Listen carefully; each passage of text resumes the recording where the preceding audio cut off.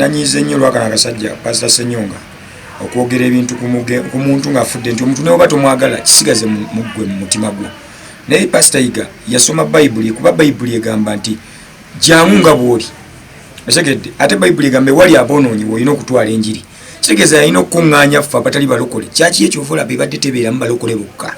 Jjangu onyumirwe music, onyumirwe ebyakola, olutuuko olokoka otegeere olabe ebizibu byayinza biwonya. Otegedde kyekimu ku byatutwala nti ye yatwanirizanga buli omu mu ddiini ye ate n'akulaba mu future n'agitumbula. Omanyize ndudde ne Pastor Yiga nga akasajja ako Ssenyonga, Pastor Ssenyonga nga kakuba nnyo kayogera nnyo ebibi naye ebirungi tebakabyogera. Ngenda kukwanika mu luyimba nakugambye ebyama byo kati ke kaseera mbijjeyo. Kino nkigamba mwenna abalumirirwa ebitabakwatako mufune ebyokukola. Kino nkigamba Pastor Ssenyonga alumirirwa ebitakukwatako fune ebyokukola nodda ku munno nti yo nabbi wa bulimba kale mulabi. Lwaki tofa ku mudaala gwo? Emyaka gy'omaze ng'oyitibwa omusumba giwera 3 oli mu bibaati bya kkanisa owoza Mukama yantuma kikyolaga ku bye yakutuma nga nejju teri kulema okuwonya.